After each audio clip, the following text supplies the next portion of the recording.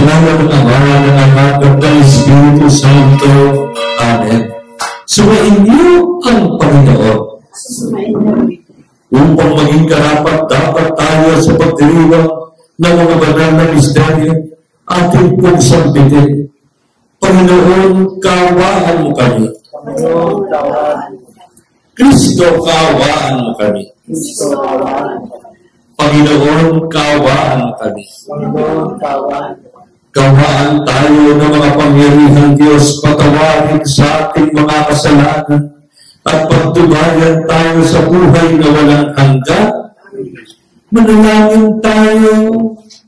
Panginoon Jesucristo, ipinakita mo ang iyong lakas sa iyong pagpalito upang sa nagbabaltang panganib dahil sa aming pagsuway, kami marapatin mong hangarin, pakundangan sa iyong paglingap, at kami parindapatin mong palayain, pakundangan sa iyong pagliligtas, kasama ng Ama at ng Espiritu Santo, magpasawalang hanggan.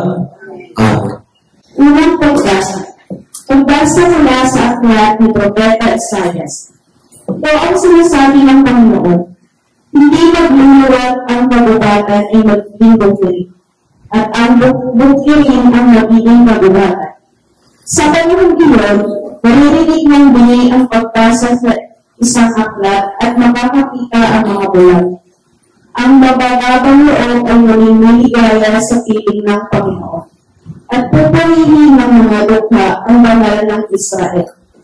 Sapagkat ang malupit at mapang-ukasala ay nawawalan, gayon din ang lahat ng mahilig sa kasamaan. Lilipulin ng Panginoon ang lahat ng naninirang turi, mga sinungaling na saksi, at nagkakait ng katarungan sa mga matuwid. Ito ang sinasabi ng Panginoon, ang Diyos na tumubos kay Abraham tungkol sa sambayanan ni Jacob. Mula ngayon, ang bayan ito ay wala nang dapat ikahiya o ikatakot na. Kung makita ng kanyang mga anak ang aking mga ginawa, iingatan nilang banal ang aking pangalan. Igagalang nila ang itinatawang banal ni Jacob. At dadakilain ang Diyos ng Israel.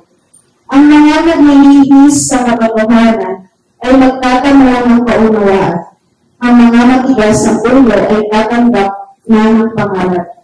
Ang salita ng Diyos. Salamat sa Diyos. Salmong Tugunan. Panginoong aking tanglaw, siya'y aking kaligtasan. Panginoon aking tanglaw, siya'y aking kaligtasan. Tanglaw ko'y ang buon, aking kaligtasan. Kaya walang takot ako kanino man. Sa mga panganig kanyang iniingatan, kaya naman ako'y walang agam-agam. Panginoon, aking kaligtasan. Isang bagay lamang ang aking itniki, isang bagay itong sa buong hilig. Ang ako'y namagi sa banal na templo upang kagandahan niya'y mamasdan ko at kaya ang patnubay niya ay makapag. Panginoon, aking tanglaw, siya'y aking kaligtasan. Ako'y nanalig na bago mamatay, masasaksihan ko ang iyong kabutihan na igagawad mo sa mga hinirang. Sa Panginoong Diyos tayo magtiwala, ating patatagin ang paniniwala. Tayo ay umasa sa kanyang kalinga. Panginoon, aking tanglaw, siya'y aking kaligtasan. Tatuloy po tayo para sa Ebanghelyo. Hallelujah, Hallelujah, wikahin mo, ako'y nakikinig sa'yo,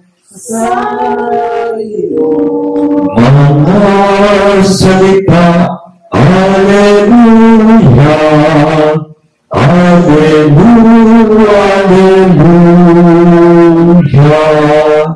Sumayin niyo ang Panginoon. Ang mabuting balita ng Panginoon ayon kay San Mateo. Pagpuri sa iyo, Panginoon. Yung panahon iyon, pag-alis ni Jesus sa lugar na iyon, sinundan siya ng dalawang lalaking bulag. Sumisigaw sila ng wika, Anak ni David, magbag kayo sa amin. Pagpasok na Jesus sa bahay, lumapit sa kanya ang mga budak. Tinanong sila ni Jesus, naniniwala pa kayo na magagawa ko ito? Opo, Panginoon, sagot nila. At hindi po niya ang kanilang mga mata. At sinabi, mangyari sa inyo ang ayon sa inyong paniniwala. At nakakita na sila. May pinagbilin sa kanila ni Jesus na huwag sasabihin ito kanina nga. Ngunit nang sila'y makaalis, ibinalita nila sa buong lupain niya ang ginawa sa kanila ni Jesus. Ang mabuting balita ng Panginoon. Pinupuri ka namin, Panginoon Jesus Cristo. Ang panahon ng Adbyento ay panahon ng pagpapanibago ng ating pananampalataya sa Panginoon. Higit sa lahat sapagkat ang darating na Mesiyas ay liwanag ng mundo at siyang tanglaw ng ating buhay. At sa araw na ito, sa kasagsagan ng paghahanda ngayong unang linggo ng Adbyento, ipinapakita at pinapakilala sa atin ang Panginoon na siyang nagbibigay ng liwanag sa ating buhay. Na siyang nagdudulot ng pagbabago sa ating buhay. Katulad ng narinig natin sa mga pagbasa mula sa aklat ni Isaías, kung saan ang mga pipi ay nakapagsalita. At higit sa lahat sa Ebanghelyo, ang dalawang bulag ay muling nakakita. At ito ang tema ng ating pagninilay ngayong araw na ito. Natupad ang propesiya sa kaso ng dalawang bulag na sumunod-sunod sa Panginoon, maging sa pagpasok sa bahay na panunuluyan ni Jesus. Sumama pa sila. Hindi alintana ang kahihiyan o anumang sasabihin ng mga tao sa kanilang mga may kapansanan na buntot ng buntot sa Panginoon. Kaya't sila'y napansin dahil sa kanilang sigaw na nagpapahiwatig ng malalim na pananampalataya at pagtitiwala sa Diyos. Anak ni David, mahambag po kayo sa amin.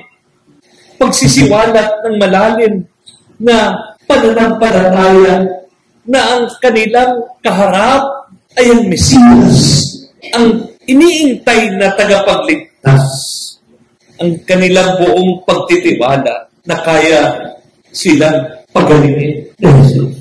Nakilala nila ang Panginoon at ito'y paalala sa atin upang kilalanin din ng Panginoon sa ating buhay bilang Mesiyas at tagapagligtas. Batid na wala tayong ibang matatakbuhan at mahihingan ng tulong kadalasan, lalo tigit sa gitna ng paghihirap at matinding pagsubok na siya lamang ang kasagutan at ang lunas ng ating mga hinaing. Son of David, ang sabi nila, have pity on us. It was a direct and clear proclamation of faith to Jesus. They were consistent. Ibig sabihin, talagang nagtiis sila na sumunod-sunod at talagang desidido silang sundan at makita at makausap ang Panginoon maging sa loob ng bahay. Mga anak, ito ang kapangyarihan ng pananampalataya. At sentro ng aral ng ating misa ngayong unang Biyernes, the power of persistent faith. Lalo tigit marami tayong mga hiling na mistulang hindi may pagkakaloob ng Panginoon. Ang Ebanghelyo ngayong araw na ito ay patunay na kung magtsatsaga at magtitiis lamang tayo, dinigin din tayo ng Panginoon at ipagkakaloob ang ating kahilingan. That is the power of faith. Ano kaya ang uri ng pagkabulag mayroon tayo na nagiging hadlang sa grasya, paghilom at biyaya ng Panginoon upang dumaloy sa ating buhay? What kind of spiritual blindness do we have? Anong klaseng pagkabulag na moral? Katulad ng nabanggit sa unang pagbasa, mayroon tayo na nagiging hadlang upang hindi natin makita ang paghihirap ng kapwa sa paligid natin. Pero higit sa lahat, ito ang tanong at ito ang dapat nating sagutin sa ating sarili ngayong araw. Do we believe? Sumasampalataya ba talaga na magagawa ng Panginoon, na ipagkakaloob ng Panginoon ang aking kahilingan? Yun ang sikreto kung paano tunay na dinggin ng Diyos. Tanungin mo ang sarili mo, humihiling ako kay Lord, pero talaga bang sumasampalataya ako na ipagkakaloob ito? Hindi naman sa pagmamadali, pero talagang kailangan masugid ang ating kahilingan na hindi tayo nag-aalintana o nagdududa. Walang bahid na pagdududa pag tayo ay lalapit sa Panginoon upang ipagkaloob niya anuman ang ating hilingin.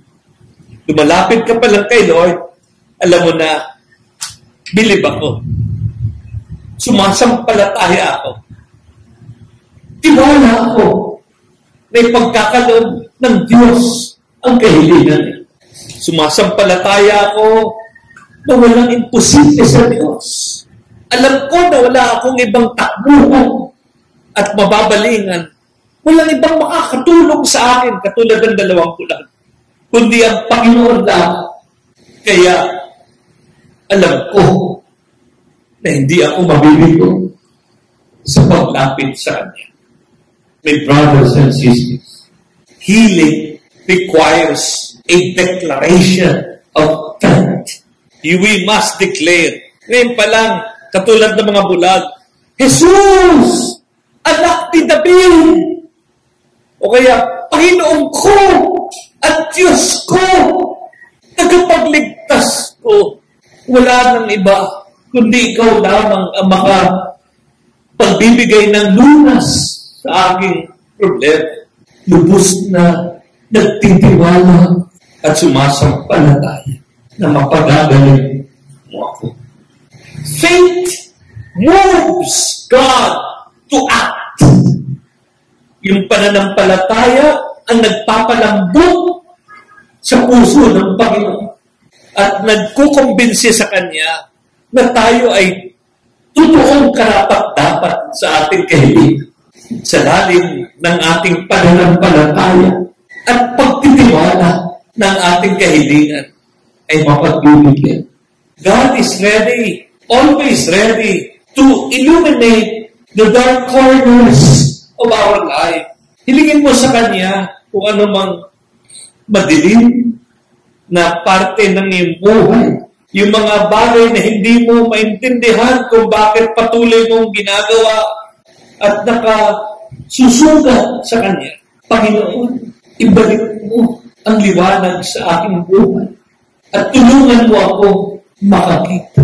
Matagto ang aking kahinaan, ang aking pagkukulang. Marami akong uri ng pagkabulag sa aking buhay.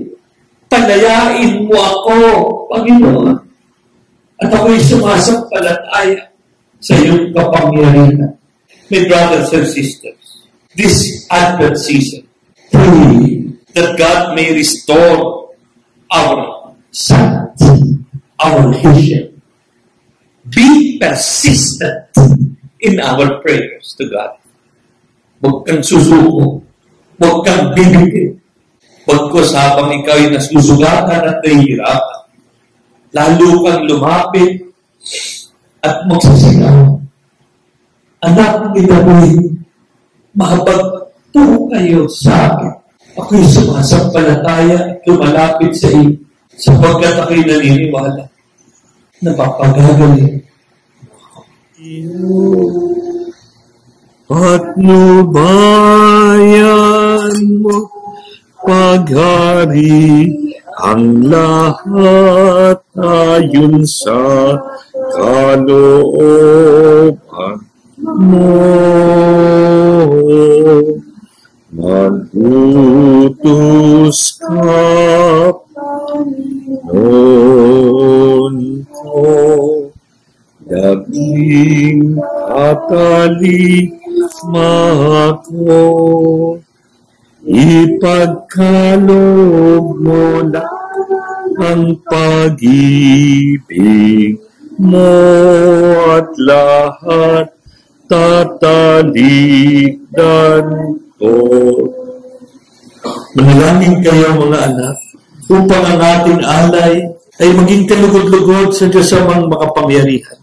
Tagapin nawa ng Panginoon ang paghahain sa mga kamay, sa kapurihan niya at karangalan, sa ating kapakinabangan at sa buong sabi ng banal. Ang manaming lumikha, kalugdan mo ang aming mga panalangin at alay. Sa anumang kakulangan ng aming amang nakayanan, naway ang pag-ibig mo ang magbigay kapupunan sa pamagitan ni Jesucristo kasama ng Espiritu Santo, magpasawalang hanggan. Sumainyo ang Panginoon. Itaas sa Diyos ang inyong puso at diwa. Pasalamatan natin ang ating Panginoong Diyos. Ama, tunay ng marapat na ikaw ay aming pasalamatan. Hawak mo sa iyong kamay ang aming buhay. Kabilubos tumaasa sa iyo. Kaya kaisa ng mga anghel, kami nagbubunyi sa iyong kadakilaan. Santo, Santo, Santo Panginoong Diyos na mamukli. Napupuno ang langit at lupa ng kadakilaan. O sana sa itaasan. Pinagpala ng paririto sa ngalan ng Panginoon. O sana sa itaasan. Ama naming banal, ikaw ang bukal ng tanang kabanalan. Kaya't sa magitan ng iyong Espiritu, gawin mong banal ang makalog na ito upang para sa amin ay maging katawan at tugo ng aming Panginoong Jesucristo. Bago niya pinagtiis ang pusang loob na maging handog, pinawakan niyang tinapay, pinasalamatan kanya, pinaghati-hati niya yun, inabot sa kanyang malagad at sinabi, tanggapin ninyong lahat ito at kami.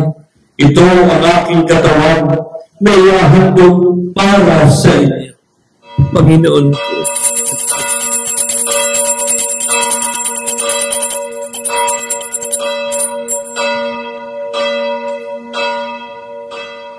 hindi naman pagkatapos ng hapunan, hinawakan niya ang kalis, muli kanyang pinasalamatan.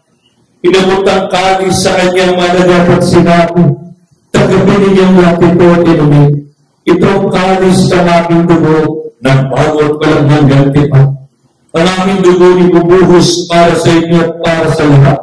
Sa kapagpapatawad ng mga kasalanan, gawin niyo ito sa pag-alaala sa akin. Panginoon.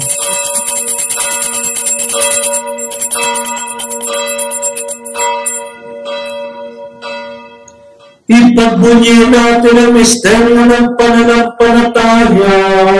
Si Kristo'y namatay, si Kristo'y nabuhay, si Kristo'y babalik sa wakas ng panahon. Ang mga ginagawa namin ng pag-alaala sa pagkamatay, tuloy pagkabuhay na yung anak, isinasamo namin kami sa salo-salo sa katawan ng dugo ni Kristo ay mabuklod sa magitan ng Espiritu Santo. Ang malingapin mo yung simbang nag-aanap sa buong daigdig. Puspusin mo kami ng pag-ibig kaysa ng aming Santo Papa at Leon, ng aming obispo at ng tanang kapayaan. Lalahanin mo mga kapatid naming lahit-lay na may pag-asa muling mabubuhay. Gawa mo sila at patuloyin sa iyong kaliwanagan. Gawa mo pangdapatin kaming lahat na makasalo sa buhay na walang hanggan. Kaysa mahal na Birhen Maria, ina ng Diyos, ni San Jose, At lahat ng mga banalan mo ay sindig na kalugod-lugod sa iyo. May pagdiwang nawa namin na pumupuri sa karangalan mo sa pamamagitan ng iyong anak na aming Panginoon sa Kristo. Sa pamamagitan ni Kristo kasama niya at sa Kanya, ang lahat ng parangal at papuri sa iyo, Diyos sa mga pangyarihan, kasama ng Espiritu Santo, magpakailanman. Amen. Dasalin po natin ng taimtim at buong pananampalataya ang Ama namin. Ama namin, sumasalangit ka. Sambahin ang ngalan mo. Magpasa amin ang kaharian mo. Sundin ang loob mo sa lupa para ng sa langit. Bigyan mo kami ngayon ng aming kakanin sa araw-araw. Patawarin mo kami sa aming mga sala para ng pagpapatawad namin sa nagkakasala sa amin. Huwag mo kami ipahintulot sa tukso at iadya kami sa lahat na masama. Amen. Hinihiling namin kami adya sa lahat na masama. Pagkalooban ng kapayapaan araw-araw, iligtas sa lahat ng pamakan at disgrasya. Samantalang aming pinananabigan ng dakilang araw ng pagpapahayag ng tagapagligtas namin si Jesucristo. Sapagkat sa iyo nagmumula kaharian, kapangyarihan, kapulihan, magpasawalang hanggan. Amen. Ang kapayapaan ng Panginoon ay laging sumainyo. Magbigayan tayo ng kapayapaan sa isa't isa. Puro ng Diyos na nag-aalis ng mga kasalanan ng sanlibutan. Maawa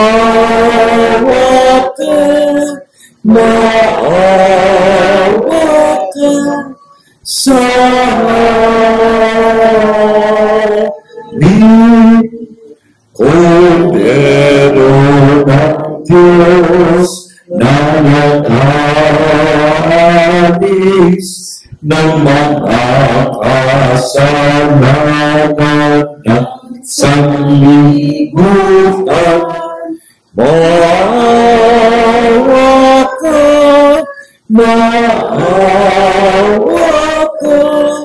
sa amin.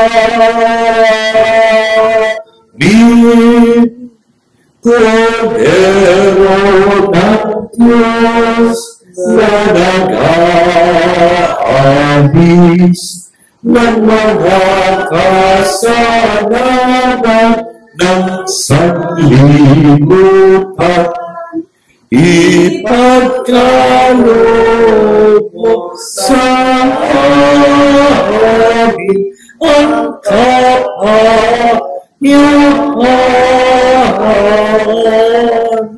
Narito, Panginoon, na siyang lunas ng anumang uri ng pagkabulag sa ating buhay at katauhan. Mapapalad ang mga sumasampalataya. Panginoon, di ako dapat magpatuloy sa iyo. Ngunit isang salita mo lamang ay gagaling na.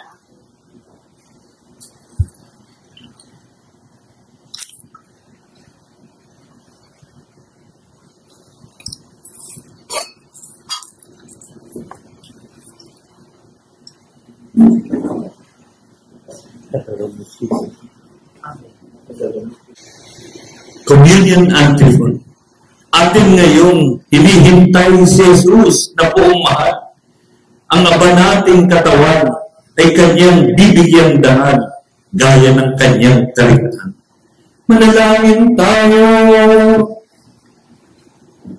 Ama naming mapagmahal, kaming pinapakinabang mo sa iyong banal na salusal ay turuan mong kumilala sa layunin ng iyong mga nilikhang bagay na dapat naming gamitin upang kami ay sumapit sa iyong piling sa pamamagitan ni Jesucristo kasama ng Espiritu Santo magpasawalang hanggan.